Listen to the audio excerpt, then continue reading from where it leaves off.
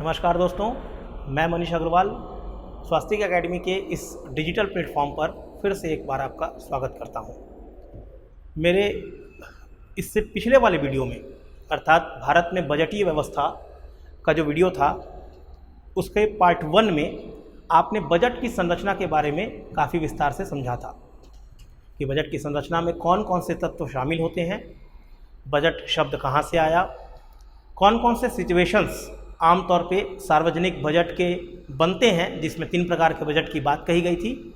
Budget आधिक्य, संतुलित budget और घाटे का बजट या डेफिसिट बजट। इसके अलावा मैंने उस वीडियो में इस बात पर भी चर्चा की थी कि किसी भी बजट के दौरान सरकार के द्वारा 3 प्रकार के आंकड़े या 3 वर्षों के आंकड़े प्रस्तुत किए जाते हैं। एक, आगामी वित्तीय वर्ष के अनुमानित आय और व्यय का लेखा जोखा। दूसरा, वर्तमान वित्तीय वर्ष के आय और व्यय के अंतरिम आंकड़े, इंटरिम डेटा। और एक, पिछले वित्तीय वर्ष के आय और व्यय के अंतिम आंकड़े या फाइनल डेटा। तो इसके आधार पर 3 प्रकार के बजट का निर्माण वहाँ पे 3 वर्षों के बजट आंकड़ों का मतलब प्रस्तुतिकरण या प्रस्तुत वहाँ पे किया जाता है। आज इस वीडियो में मैं बजट की संरचना का एक एक एलिमेंट का, एक एक तत्व का काफ़ी विस्तार से चर्चा करने वाला हूँ। सामने आपको डायग्राम में दिख रहा होगा कि बजट की संरचना को हमने 2 भागों में बांटा है और उसके कौन कौन से अंग हैं, इन तमाम बिंदुओं पर मैं पिछले वीडियो में बात कर चुका हूं। सीधे हम 1 बाय 1 एक एक तत्व पे आते हैं, एक एक हेडिंग पे आते हैं। सबसे पहले सार्वजनिक प्राप्तियां। सरकार की कुल प्राप्तियां क्या हैं, कहां कहां से सरकार को पैसे प्राप्त होंगे। तो सरकार को पैसे प्राप्त करने के लिए सरकार के पास 2 रास्ते हैं। पहला राजस्व प्राप्तियां, दूसरा पूंजीगत प्राप्तियां। अब यहाँ एक प्रश्न 6 नंबर का बनता है कि what is the basic difference between revenue receipts and capital receipts. राजस्व प्राप्तियों को रेवेन्यू रिसिप्ट्स कहा जाता है और पूंजीगत प्राप्तियों को कैपिटल रिसिप्ट्स कहा जाता है। कैसे पहचानेंगे, अगर प्रीलिम्स में क्वेश्चन आ गया कि निम्नलिखित में से कौन सी प्राप्ति एक राजस्व प्राप्ति का उदाहरण है या पूंजीगत प्राप्ति का उदाहरण है, तो कैसे पहचान पाएंगे कि कौन सी सरकार की प्राप्तियां राजस्व किस्म की हैं और कौन सी प्राप्तियां पूंजीगत किस्म की हैं। 2 शब्द राजस्व और पूंजीगत जब भी शब्द आए तो यहां पे 2 बातों का हमें हमेशा ध्यान रखना होता है। यहां आप देख सकते हैं, पहला शब्द आपको दिख रहा होगा देयता या दायित्व, इंग्लिश में लायबिलिटी, और दूसरा शब्द आपको दिख रहा होगा परिसंपत्ति या संपत्ति, एसेट्स। मतलब 2 बातों का यहां पर खेल है, एक लायबिलिटी और एक एसेट्स। जो भी पैसे प्राप्त हुए या जो भी पैसे खर्च होने वाले हैं उसमें सरकार की लायबिलिटी और संपत्तियों पे क्या अंतर आ रहा है, कौन सी चीजें बढ़ रही हैं, कौन सी चीजें घट रही हैं, या कौन सी चीजें घट रही हैं और कौन सी चीजें बढ़ रही हैं। इस विशेषता के आधार पर, इस फीचर के आधार पर ही यह तय किया जाता है कि वो प्राप्ति राजस्व किस्म की है या पूंजीगत किस्म की है। उदाहरण के साथ अगर इसे हमें समझने का प्रयास करें तो बहुत ही आसान होगा। जैसे एग्जांपल के लिए, राजस्व प्राप्तियों के अंतर्गत आप 2 प्रकार की प्राप्ति यहां देख पा रहे हैं।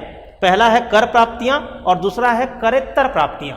करेत्तर मतलब नॉन टैक्स रिसिप्ट्स, कर मतलब टैक्स रिसिप्ट्स। कर भी 2 प्रकार के होते हैं, एक प्रत्यक्ष और एक अप्रत्यक्ष, डायरेक्ट टैक्स और इनडायरेक्ट टैक्स। क्लियर है बात। तो ये जो प्राप्तियां हैं, ये प्राप्तियां राजस्व किस्म की हैं। ये इन प्राप्तियों की विशेषता क्या है, क्यों ये राजस्व किस्म की हैं, यहां पे इन दोनों पॉइंट्स को आपको इससे कोरिलेट करना होगा। जैसे सरकार के पास जो भी पैसे प्राप्त, सरकार को जो भी पैसे प्राप्त हुए, इन प्राप्तियों में यदि सरकार के समानांतर दायित्व में या यूं कहूं देयता में वृद्धि ना हो, क्या हो, देयता में वृद्धि ना हो, मतलब सरकार का हेडेक ना बढ़े, कुल मिलाकर बोलचाल की भाषा में उसके देयता में वृद्धि ना हो और ना ही सरकार की परिसंपत्ति में कमी हो। अगर ये दोनों में से, या अगर ये दोनों बातें हैं या इन दोनों में से कोई बात है तो कहीं ना कहीं वो प्राप्ति राजस्व किस्म की प्राप्ति होगी। एग्जाम्पल ले लेते हैं तो और ज़्यादा अच्छे से समझ में आएगा। जैसे हमने यहाँ पर सबसे पहले देखा कर प्राप्तियां। कर 2 प्रकार से हैं, एक प्रत्यक्ष कर और एक अप्रत्यक्ष कर। सरकार कर के बारे में अगर एक डेफिनेशन हम लिखें या कर के बारे में आपको लिखने को आए 3 नंबर के हिसाब से या इंटरव्यू में पूछा जाए तो यहाँ पर एक डेफिनेशन ऐसा दिया जा सकता है कि कर एक अनिवार्य भुगतान है जो जनता के द्वारा सरकार को दिया जाता है और जिसके बदले सरकार का कोई करस्पॉन्डिंग लायबिलिटी या समानांतर दायित्व उत्पन्न नहीं होता। एग्जाम्पल के तौर पे इसे समझ लेते हैं कि अगर इस मोहल्ले में किसी एक व्यक्ति विशेष ने 1 करोड़ रुपए का टैक्स दिया, डायरेक्ट या इनडायरेक्ट जो भी इनकम टैक्स दिया, डायरेक्ट टैक्स दिया, 1 करोड़ रुपए का उसने कर दिया, इस मोहल्ले का वो निवासी है। इस मोहल्ले में विकासात्मक कार्यों के तहत सरकार ने एक गार्डन का निर्माण किया, एक गार्डन बनाया। बाकी जितने भी मोहल्ले के निवासी थे उनमें से कोई भी इनकम टैक्स के स्लैब में नहीं आता, अर्थात उन्होंने किसी भी प्रकार का प्रत्यक्ष कर नहीं दिया था। अब उनके मोहल्ले में जो गार्डन का निर्माण हुआ तो वो पर्टिकुलर एक्स पर्सन जिसने 1 करोड़ रुपए का इनकम टैक्स दिया था, क्या वो ये क्लेम कर सकता है कि इस गार्डन में मैं अकेले ही टहलूंगा या यह गार्डन में मेरा एकाधिकार है? वह गार्डन तो पूरे उस एरिया के टेरिटरी के या अन्य किसी व्यक्ति के लिए भी उतना ही है जितना इस व्यक्ति के लिए है। अगर सरकार उसी पर्टिकुलर व्यक्ति के लिए 1 करोड़ रुपए का गार्डन बना के देती, चूंकि उसने 1 करोड़ रुपए टैक्स के रूप में दिया था, तो यह कहलाता करस्पॉन्डिंग लायबिलिटी। आपने हमें जितना दिया उसके बदले में आप ये लेकर जाइए। लेकिन चूंकि ऐसा नहीं होता या ऐसा होना संभव भी नहीं है, इसीलिए टैक्स के रूप में सरकार को जितने भी पैसे प्राप्त होते हैं वे सभी प्राप्तियों से सरकार का किसी भी प्रकार का समानांतर दायित्व या मैं यूं कहूं देयता उत्पन्न नहीं होता। चूंकि देयता उत्पन्न नहीं होता इसीलिए यह राजस्व किस्म की प्राप्ति होगी। क्लियर है बात? ठीक है, वो टैक्स चाहे डायरेक्ट हो चाहे इनडायरेक्ट हो। डायरेक्ट टैक्सेस के बहुत सारे उदाहरण हैं, like income tax, corporate tax, कंपनियों के लाभ पर जो दिया जाता है। ठीक है, इनडायरेक्ट टैक्स में जीएसटी है, गुड्स एंड सर्विसेज टैक्स। ठीक है, वस्तु एवं सेवा कर। तो यह कर एक अनिवार्य भुगतान है, ठीक है, जो जनता के द्वारा सरकार को किया जा रहा है। सरकार को इससे पैसे प्राप्त हो रहे हैं और सरकार का यहाँ किसी भी प्रकार का देयता उत्पन्न सरकार का नहीं हो रहा है, अर्थात यह राजस्व किस्म की प्राप्ति होगी। ठीक, कर का एक उद्देश्य आय का पुनर्वितरण भी होता है, ठीक है, जिसमें हम टैक्स वाले चैप्टर में और विस्तार से पढ़ेंगे। तो राजस्व प्राप्ति का पहला जो रास्ता है कायदे से कहा जाए वो कर प्राप्ति है। राजस्व प्राप्ति कर के अलावा भी हो सकता है, जिसे करेत्तर नाम दिया गया। ठीक है, गैर कर प्राप्तियां। कर के अलावा भी बहुत सारे सोर्सेस गवर्नमेंट के पास ऐसे हैं जहां से उसे पैसे प्राप्त होते हैं, लेकिन उसके देयता में किसी प्रकार की वृद्धि नहीं होती। देयता में वृद्धि होने का अर्थ यह है कि आज सरकार जो पैसे ले रही है, आज नहीं तो कल उसे वापस करना होगा। एक प्रकार से हम आज पैसे तो प्राप्त कर ले रहे हैं अपनी व्यवस्था को चलाने के लिए, लेकिन यह पैसा कहीं ना कहीं भविष्य में हमें वापस करना होगा। अगर इस पैसे की इस प्रकार की प्राप्ति होती तो ये गवर्नमेंट के लिए कहीं ना कहीं एक हेडेक वाला काम है, एक सरदर्दी वाला काम है कि ये पैसा अब ये मतलब ये जो पैसा है ये कहीं ना कहीं हमें बाद में देना होगा। ठीक है, तो सरकार के लिए ये पैसा अनिवार्य भुगतान वाला पैसा होता कि भविष्य में इसे वापस करना होगा।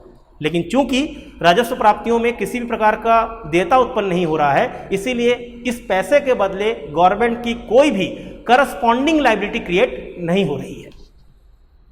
तो कर के अलावा ऐसे कौन कौन सी प्राप्तियां हैं सरकार के पास जिसमें सरकार की करस्पॉन्डिंग लायबिलिटी क्रिएट नहीं होती? बहुत सारे उदाहरण हैं इसके। इसमें सबसे पहला उदाहरण आपको देखने को मिलेगा लाभ और लाभांश, प्रॉफिट एंड डिविडेंड। जिस प्रकार से प्राइवेट एंटरप्रेन्योर्स जो हैं वो अपने कंपनियां चलाती हैं, उसी प्रकार बहुत सारे सरकारी उद्यम भी हैं और सरकारी उद्यम संचालित किए जाते हैं सरकार के द्वारा। इन सरकारी उद्यमों से सरकार को यदि लाभ और लाभांश की प्राप्ति होती है, या तो लाभ अथवा लाभांश, प्रॉफिट या डिविडेंड। लाभ सरकार को वहाँ प्राप्त होगा जहाँ ऑनरशिप पूर्ण रूप से गवर्नमेंट के अंदर है, ठीक है, और लाभांश सरकार को वहाँ प्राप्त होगा जहाँ गवर्नमेंट ने किसी भी कंपनी में, ठीक है, अपनी शेयर होल्डिंग रखी है, अब वो शेयर धारक है और उस लाभ में से उसको कुछ हिस्सा या कुछ अंश प्राप्त होता है, इसीलिए उसे लाभांश कहा जाता है, लाभ का अंश। तो लाभ और लाभांश कोई कर नहीं है, लेकिन ये सरकार की राजस्व प्राप्ति है, क्योंकि यहाँ सरकार की किसी भी प्रकार की देयता उत्पन्न नहीं होती। लाभ और लाभांश के अलावा सरकार ने विभिन्न प्रकार के आंतरिक और बाह्य ऋण वितरित किए हैं। इन आंतरिक और बाह्य ऋण में सरकार को जो ब्याज की प्राप्ति होती है, यह ब्याज की प्राप्ति भी राजस्व प्राप्ति का उदाहरण है, करेत्तर प्राप्ति की हेडिंग के अंतर्गत। पहला मैंने बोला करेत्तर प्राप्ति में लाभ और लाभांश, दूसरा शब्द मैंने यहाँ उपयोग किया ब्याज की प्राप्ति। यहाँ पर और भी उदाहरण है, जैसे फीस और जुर्माना। सरकार के द्वारा जितनी भी प्रकार की फ़ी ली जाती है और जो भी पेनल्टीज जुर्माना सरकार के द्वारा लिए जाते हैं, ये भी सरकार की कर के अलावा राजस्व प्राप्ति है। सरकार को विभिन्न प्रकार के अनुदान प्राप्त होते हैं, ये भी राजस्व प्राप्ति है। सरकार बहुत सारी सामान्य सेवाएं जैसे बैंकिंग, बीमा, विद्युत वितरण, सिंचाई, इससे भी आय प्राप्त करती है। सरकार बहुत सारी वित्तीय सेवाएं जैसे मुद्रा को छापना और डाक टिकट छापना, इनसे भी सरकार को प्राप्ति होती है। तो ये तमाम उदाहरण बीच बीच में सरकार के द्वारा विशेष आकलन किया जाता है, इंग्लिश में जिसे स्पेशल असेसमेंट कहा जाता है। ठीक है, कि किसी एक पर्टिकुलर एरिया का जब सरकार ने बहुत ज़्यादा विकास किया तो उस विकास के बदले वहाँ के रहवासियों से उनकी प्रॉपर्टी का एक छोटा सा परसेंटेज विशेष आकलन के तहत लेना, क्योंकि उनके प्रॉपर्टी के में रेट में इजाफा कहीं ना कहीं इन विकासात्मक कार्यों के कारण ही हुआ। तो सरकार के द्वारा अगर किसी पर्टिकुलर एरिया में विशेष आकलन के तहत ऐसी प्राप्तियां भी सरकार कई बार करती है। कभी ऐसा अगर सिचुएशन आए कि किसी संपत्ति का कोई नॉमिनी नहीं है, कोई उत्तराधिकारी नहीं है, ठीक है, तो सरकार के द्वारा एक समय सीमा के बाद उसका अधिग्रहण कर लिया जाता है और ये अधिग्रहण जो ये प्रोसेस है इसे एस्चीट कहा जाता है।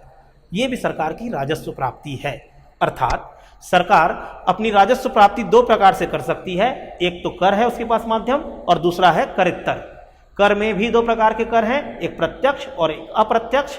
और कर के अलावा वो तमाम एग्जाम्पल्स या उदाहरण जो मैंने अभी आपको बताया, लाभ, लाभांश, ब्याज, फीस, जुर्माना, विशेष आकलन, एस्चीट, सामान्य सेवाएं, वित्तीय सेवाएं, इन तमाम प्राप्तियों को भी राजस्व प्राप्ति की कैटेगरी में रखा जाता है।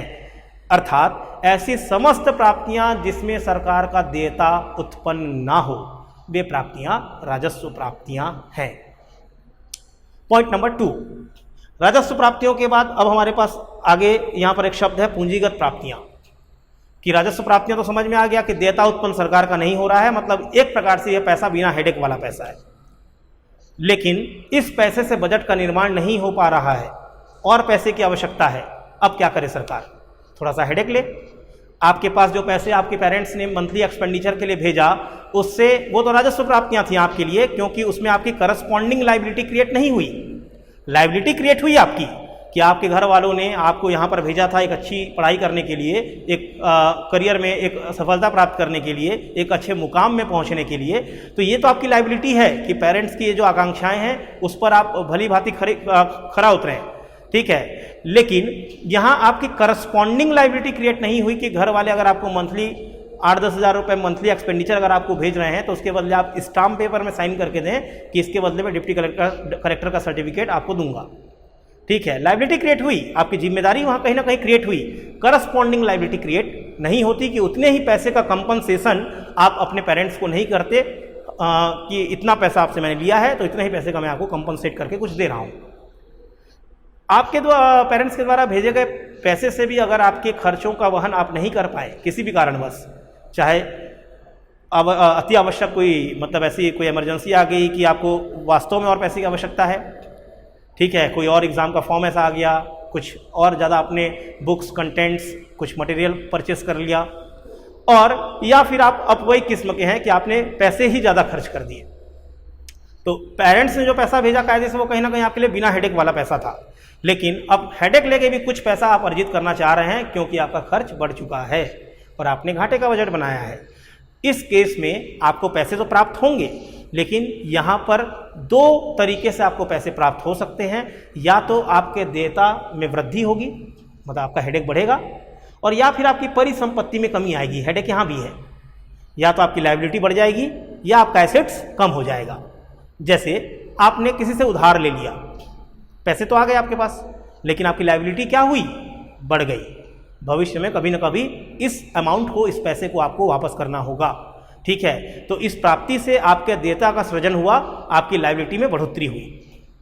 या फिर आपने अपना कोई सामान बेच दिया, ठीक, तो इससे पैसे तो आपको मिल गए, लेकिन आपकी परिसंपत्तियों में क्या आई? गिरावट आई, ठीक है। भविष्य में आपको इस परिसंपत्ति को वापस खरीदने की कहीं ना कहीं चाह होगी या अन्य किसी परिसंपत्ति को खरीदने की चाह होगी। सरकार भी कई बार मजबूर हो जाती है कि अपने एक बजट को सशक्त बनाने के लिए या सामाजिक कल्याण का उद्देश्य पूरा करने के लिए, उसे सुनिश्चित करने के लिए जब उसे पैसे की कमी पड़ती है तो कई बार सरकार को, या हर बार, अभी तो वर्तमान में ऐसा ही कहा जा सकता है कि हर बार, ठीक है, सरकार को कई प्रकार की उधारियां, ऋण लेने होते हैं और कई बार अपने संपत्तियों का उसे विनिवेश, इकोनॉमिक्स के लैंग्वेज में, ठीक है, परिसंपत्ति को बेचना मतलब डिसइन्वेस्टमेंट, इन्वेस्टमेंट का उल्टा, निवेश का उल्टा विनिवेश करना होता है। इससे उसे पैसे तो प्राप्त हो जाते हैं, लेकिन या तो उसके देयता में बढ़ोतरी होती है और या फिर संपत्ति में कमी आती है। इन दोनों पॉइंट को अगर मैं कंक्लूड करूं तो ऐसे समस्त प्राप्तियां जिनसे ना तो देयता का सृजन हो, मतलब ना तो देयता बढ़े और ना संपत्ति कम हो, वे समस्त प्राप्तियां राजस्व किस्म की प्राप्तियां हैं। और ऐसी समस्त प्राप्तियां जिनसे या तो देयता बढ़े और या परिसंपत्ति में कमी आए, वे समस्त प्राप्तियां पूंजीगत प्राप्तियां हैं। राजस्व प्राप्तियों का बहुत सारा उदाहरण मैंने आपको बताया। पूंजीगत प्राप्तियों का क्या उदाहरण हो सकता है? सरकार के द्वारा लिया गया आंतरिक एवं बाह्य ऋण। सरकार ने जो भी उधार लिया है इसे बाद में भविष्य में वापस करना होगा, इसीलिए यहाँ देयता उत्पन्न हो रहा है। सरकार ने बहुत सारी लघु बचत योजनाएं सरकार बीच बीच में चलाती रहती हैं। भविष्य निधि सरकार के द्वारा लिए जाते हैं। ये एक समय के बाद इन पैसों को वापस चूंकि करना होता है, तो यहाँ भी देयता का सृजन हो रहा है। कई बार सरकार घाटे में चल रही कोई कंपनी अथवा पैसे प्राप्त करने के लिए, ठीक है, अपनी कुछ कंपनियों का डिसइन्वेस्टमेंट करती है। या तो पूरी कंपनी को वो बेच देती है या फिर उस कंपनी के कुछ हिस्से को सरकार के द्वारा बेचा जाता है। तो इस डिसइन्वेस्टमेंट से भी सरकार को जो पैसे प्राप्त होते हैं, यहाँ पैसे तो प्राप्त हो जाते हैं सरकार को, लेकिन यहाँ भी चूंकि संपत्ति में कमी आती है, इसलिए यह उदाहरण भी पूंजीगत प्राप्ति का उदाहरण है। 6 नंबर के हिसाब से आपको राजस्व प्राप्ति और पूंजीगत प्राप्ति में अंतर लिखने के लिए प्रश्न जरूर पूछा जा सकता है।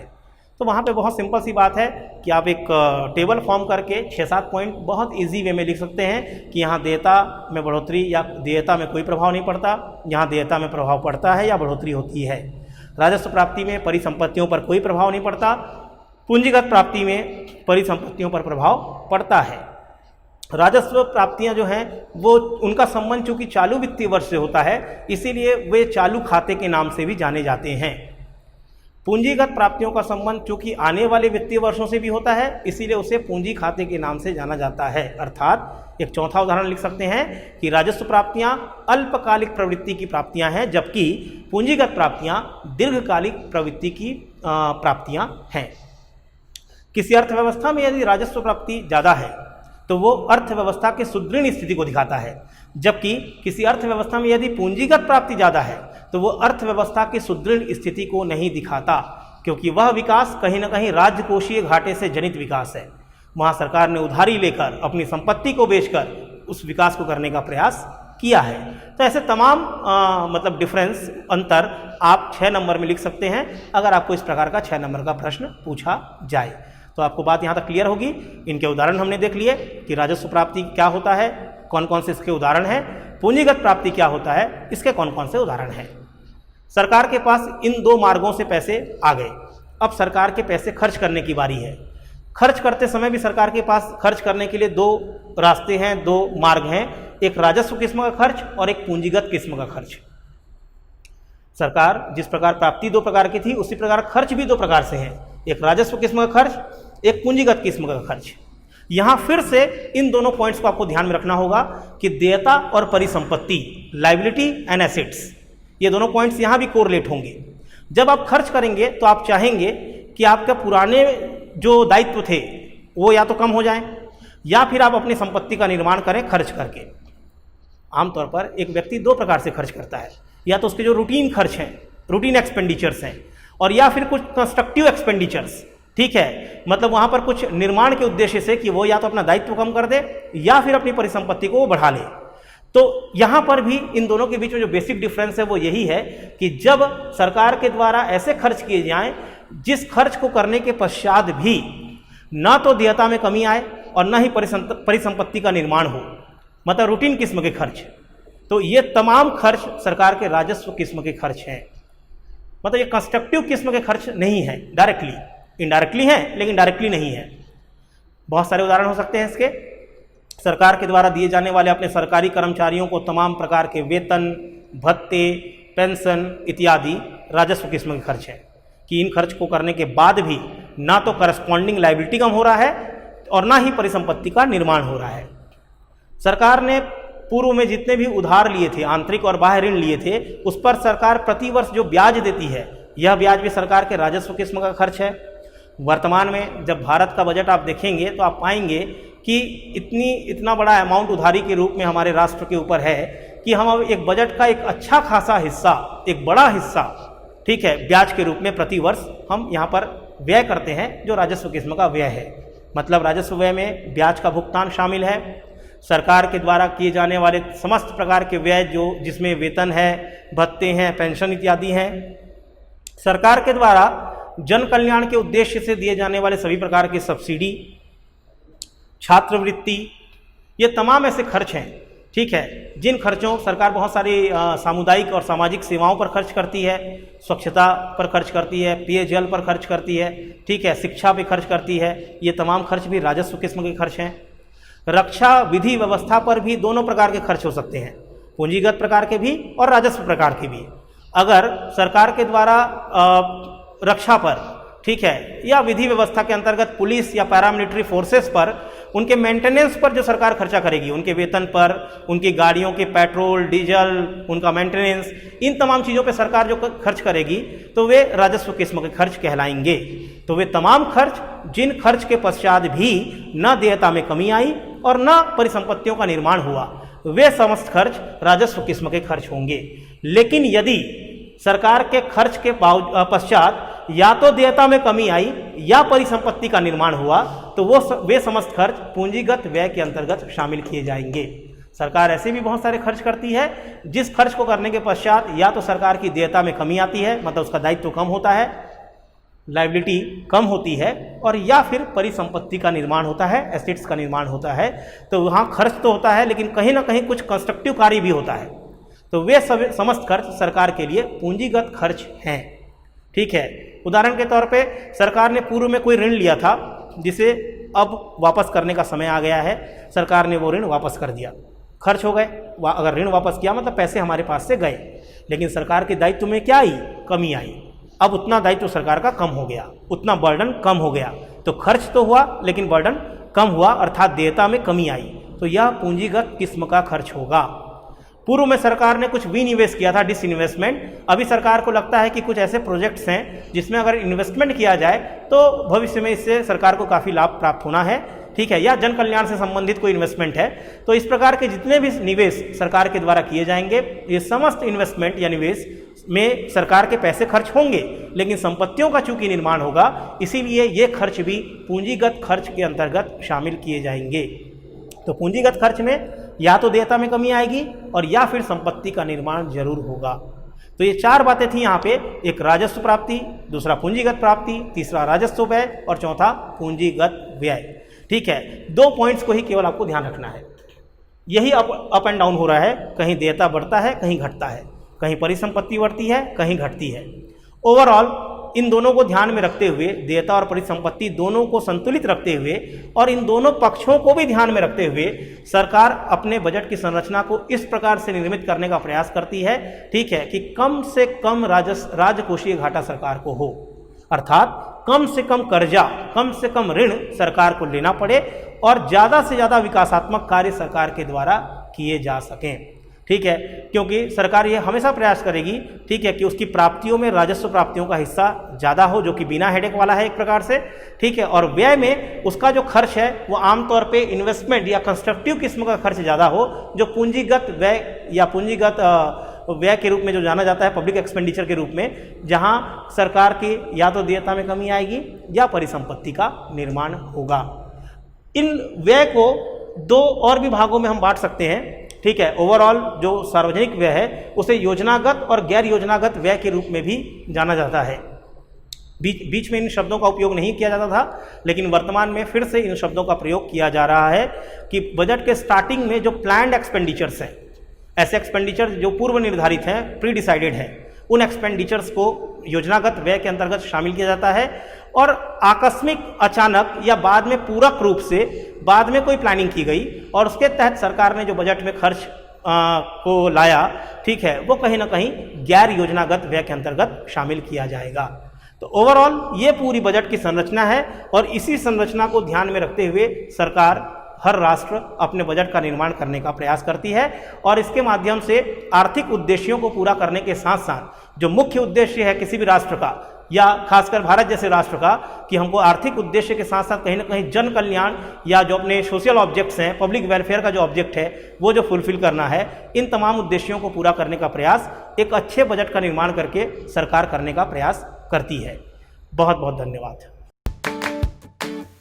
ये जानकारी यदि आपको पसंद आई हो तो हमारे इस वीडियो को लाइक करें, अपने दोस्तों के साथ शेयर करें और साथ ही स्वास्तिक अकेडमी के यूट्यूब चैनल को सब्सक्राइब करें। याद रखें, बेल आइकन का बटन दबाना ना भूलें ताकि किसी भी वीडियो की अपडेट आप तक सबसे पहले पहुंचे।